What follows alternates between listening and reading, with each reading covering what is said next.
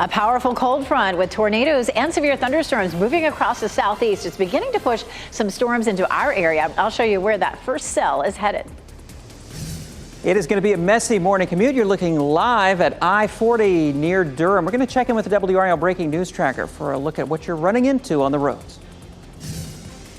Tense moments on the campus of North Carolina Central as a shooting in a residence hall prompts a lockdown. My first thought was like, what do I do? The questions we're pressing to get answered this morning after the active shooter alert. And the Wolfpack heading to the Final Four today. Fans invited to send them off. Just ahead, I'll explain all the excitement as we are just inching closer and closer to game day. It is 6 o'clock. Good morning, everyone. It is a jam-packed news day, but our top story is the weather out there. It is a WRAL weather alert day. We'll get you prepared for it. I'm Renee Chu. And I'm Jeff Hogan. Yeah, thanks for making us part of your Wednesday here. We can hear it on the roof right now, the rain coming down. We're seeing it on just about every camera out there on the WRAL Live Cam network. Elizabeth Gardner in the WRAL Severe Weather Center was looked at radar, too. Pretty impressive. It is. We're finally starting to see the bulk of the rain spreading across most of the viewing area. Parts of the I-95 corridor aren't wet yet, but it is coming your way in short order. Let's zoom in right here close to the triangle. We've had this cell develop. So far, no severe thunderstorm warnings along with it, but you're going to see this band of heavy rain and lightning. It's getting ready to move into Fuquay-Varina, heading into Apex right now, up toward the airport, eventually Chapel Hill and Durham. So again, some heavy rain, some gusty winds with that particular cell, but not yet at severe criteria. We'll head down to the south. Here's the next cell that's moving closer to Rayford. That's going to start to push in also across the Sandhills and toward the Triangle area in the next hour or so. What we're looking at today with our WRAL Weather Alert Day is the potential for damaging winds, large hail, and isolated tornadoes. This storm has a history of producing all of those and a good bit of damage across the Midwest and parts of the South. For us, it is a level 2 risk for severe storms for today. Our best chance of severe weather is going to be a little later on this morning into the middle to latter part of the afternoon. Let's take a look at Futurecast. It's definitely going to be a very messy commute. The rain is going to be steady to heavy as we get through the next several hours. You can see here at 6 a.m., at 7 a.m., and at 8 a.m., right through the heart of the morning commute. It may taper off then a little bit before lunchtime, and then after lunchtime, we may have a lot of cells that pop up between, say, noon and 3 or 4 o'clock, and here we'll have the best chance of seeing severe storms. So it may be later this afternoon that we see the strongest of these storms. So storms likely this morning, heavy rain planned for some extra time.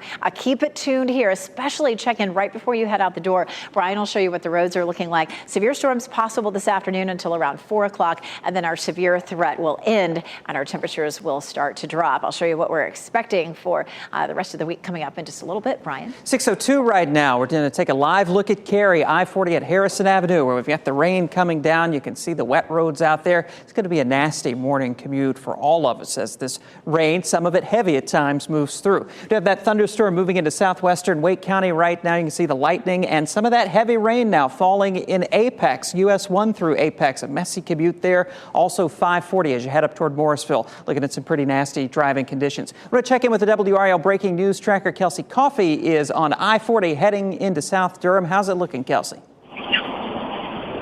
Brian, you mentioned that it was going to be a messy, nasty commute, and that's exactly what we're seeing right now. Traffic has picked up a little bit within the last 30 minutes just because now we're getting into the thick of that morning commute, and we're expecting to see rain throughout the entire morning. Just checked in with the meteorologist team.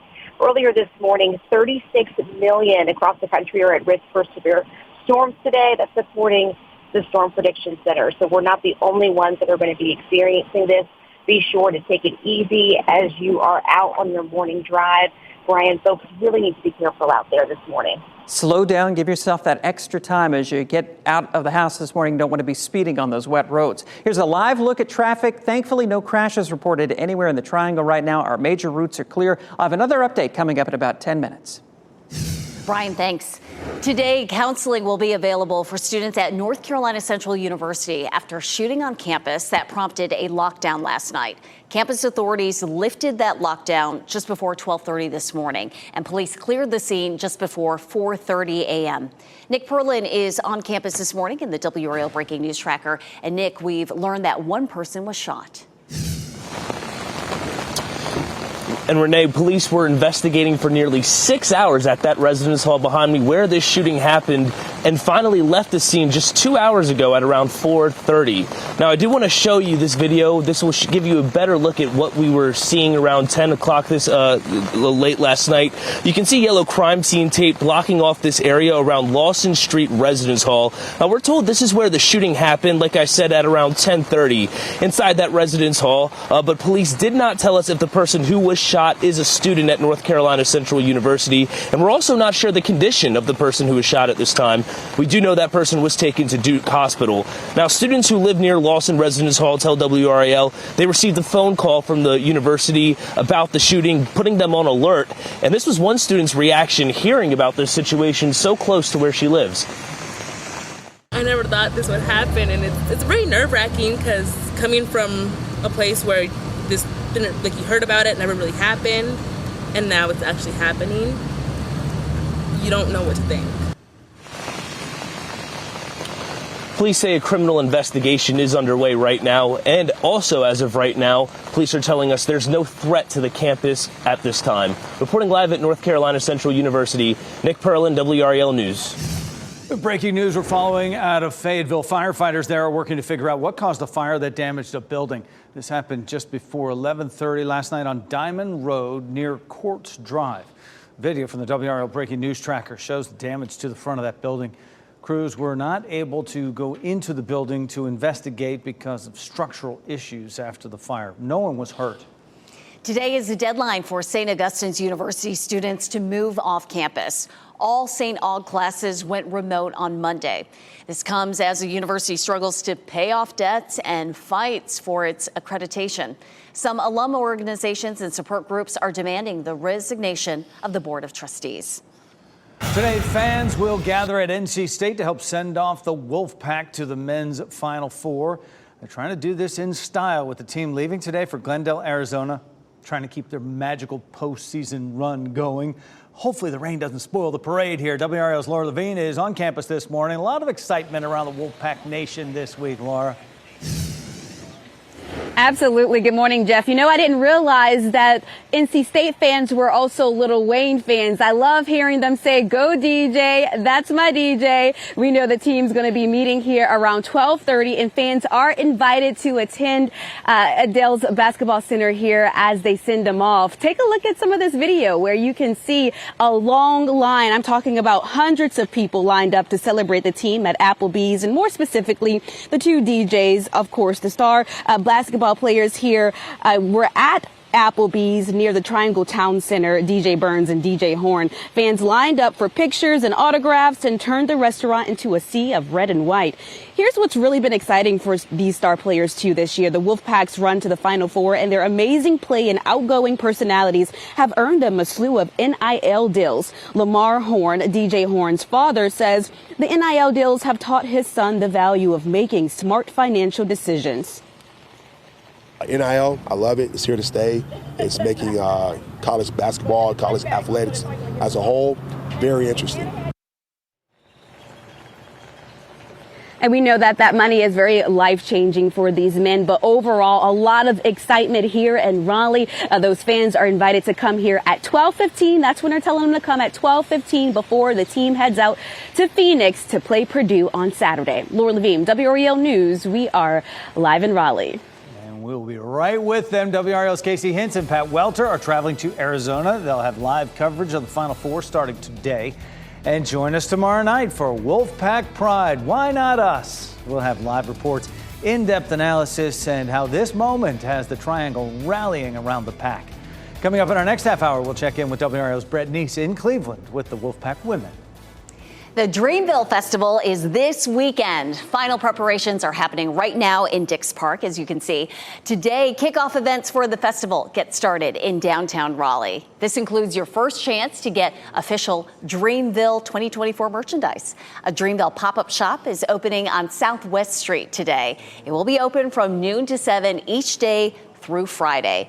The city announced yesterday that last year's festival had a direct financial impact of more than $145 million for Wake County. They're expecting that number to be higher this year. The Wake County Sheriff's Office is calling on you to give blood to help save a life. There will be a blood drive today from 10 until 3 at the Public Safety Center. That's on South Salisbury Street in downtown Raleigh. You can sign up on the Red Cross's website and use the code WCSO. NC State's women are now in Cleveland, where they have a date with top-seeded South Carolina. Why the team is calling itself Final Four Party Crashers. And achieving work-life balance by legally disconnecting after hours. We'll tell you about a new bill in California that's part of a worldwide trend. And I'm tracking a thunderstorm cell that's moving into Wake County, stretching from Durham down to Fuquay Marina. We'll talk about how heavy that rain will be and where else we'll see strong thunderstorms developing. Stay safe with the latest WRAL Weather Alert Day info. Get up to the minute weather and traffic conditions when you get in your car. In Raleigh on 99.3 FM, in Durham 96.5 FM, and everywhere on 101.5 HD3.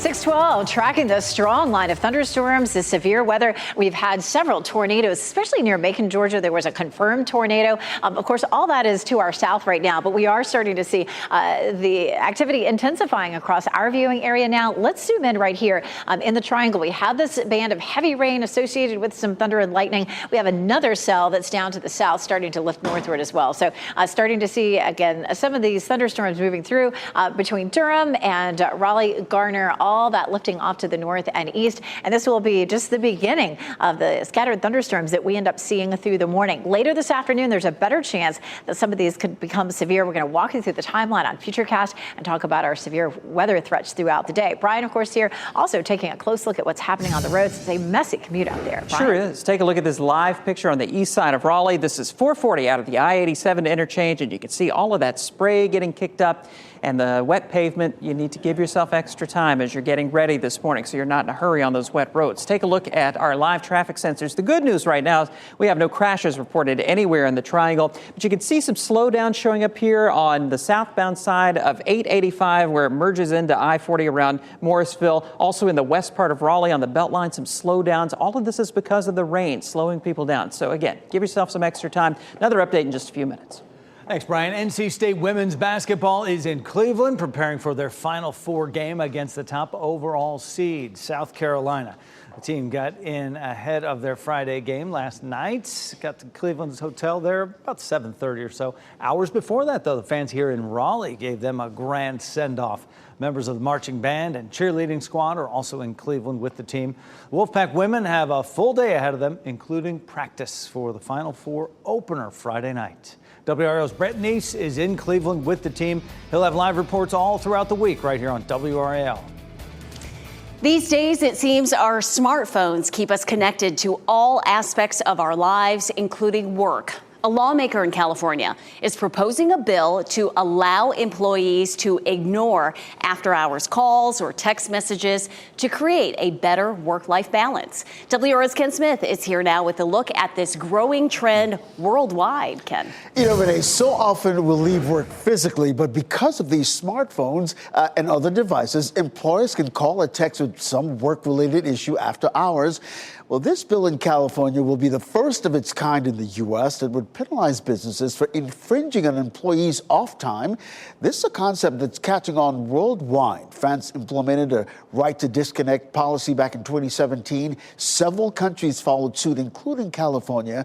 Well, this bill in California will likely get some pushback, particularly from tech companies already working in a competitive global landscape. Why introduce this bill? You shouldn't, just because you have a smartphone, be expected to work 24/7 without consenting to that. Let's make sure that there's some time for people to be able to disconnect. Well, if this bill passes, Hanley says it would be enforced by California's Labor Department. Now, after a report and subsequent investigation, employers could face fines starting at $100 for each violation. Coming up on Today, right after our morning news, Emily Aketa takes a closer look at how such a law could play out in the workplace. You know, it's like we all stay connected, right? Yeah, and a lot of businesses are 24/7 like ours. It's unfortunate that's gotten to this point that something like this needs to be legislated. I feel like, employers need to reach you at times in certain situations, and sometimes you have to set boundaries. That said, Ken, our bosses are watching right now, and if they call or text, we'll get back to you. We promise. Right there with you, sister. All right, busy this morning, guys. Take a look at this. Powerful winds knocked over several semi-trucks on an interstate in southern Indiana. 3 of those tractor trailers were turned on their sides as storms moved through that area yesterday. The mayor there said another semi rolled over as well, not too far from those 3. He said one person was trapped under that truck, but that person is okay. So we've got to be weather aware today. This is a WRAL weather alert day for us. Elizabeth Gardner in the WRAL Severe Weather Center. Lots going on today to keep an eye on. Absolutely. We have this powerful line of thunderstorms that's cruising across the deep south, mostly South Carolina and Georgia. We had a confirmed tornado near Macon, Georgia, just a couple of hours ago. And this line is ongoing with another tornado warning just south and east of Macon. And of course, the yellow boxes are where we have severe thunderstorm warnings. That red shaded area is a tornado watch. So lots of activity, at least down to our south. But the northern end of this is pushing on up into our area right now. The rain's becoming heavier in some places, and we have the potential to see some strong to severe thunderstorms, possibly this morning, with a little better chance later this afternoon. This is a look at the last 2 days of storm reports. Since April 1st, there were some tornadoes out here a couple of days ago in Oklahoma. Yesterday, we had tornadoes doing a lot of damage across parts of the Ohio Valley down into Kentucky and across the deep south as well. So 14 reports of tornado damage, wind damage reports at 184, and 87 reports of large hail. We could see any of that in our viewing area either this morning or later this afternoon. 36 million people, including all of our part of North Carolina, at risk for those severe storms today. It's a level 2 risk. Severe storms are possible until 4 o'clock. The main window for those severe storms would be mid to late morning up until around 4 o'clock. Again, large hail, isolated tornadoes, and certainly wind damage.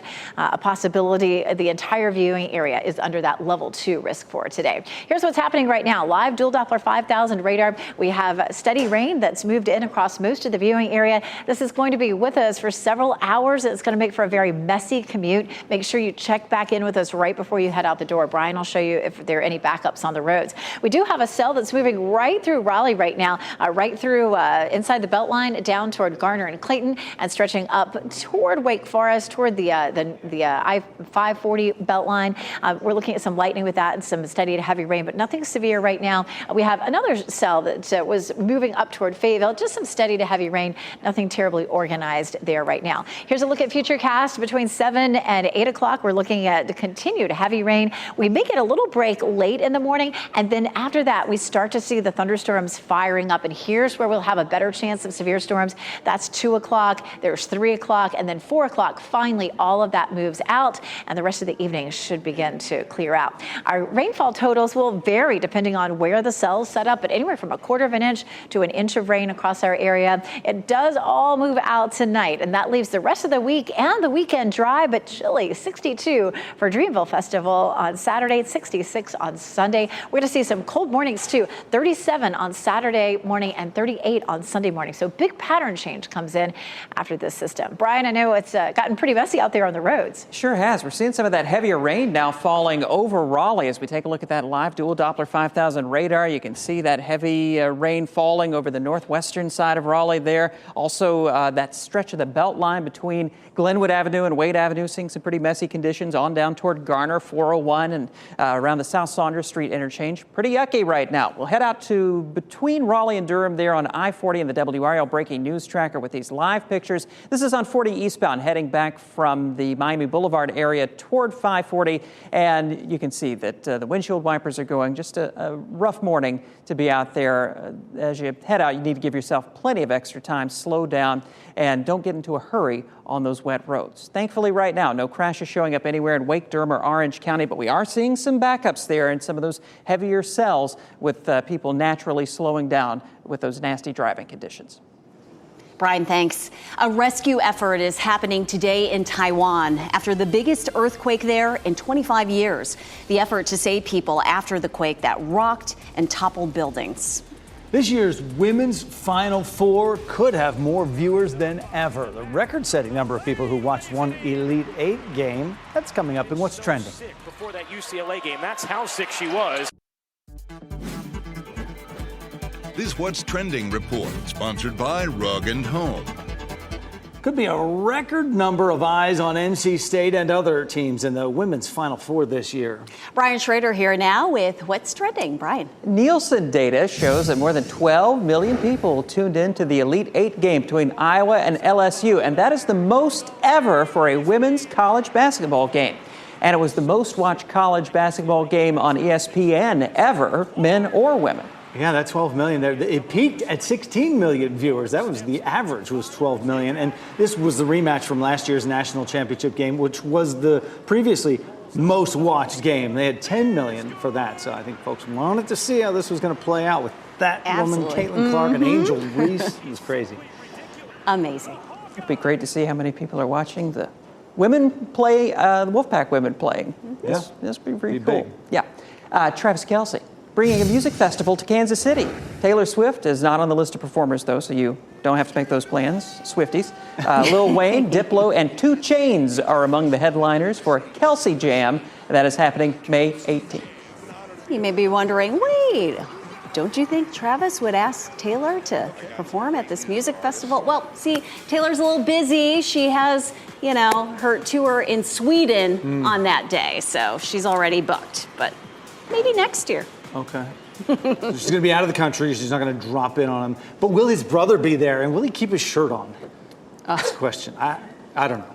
We'll Tune in to find out. We'll J. Cole, this is great. He's being celebrated in his hometown of Fayetteville. Just look at this. In time for Dreamville, a new mural downtown at Green and Person Streets. It's so lifelike. It incorporates images that the city is known for, like the 82nd Airborne. Artist Efren Andaluz is behind this piece, which, it looks like a postcard. Yeah, incredible job.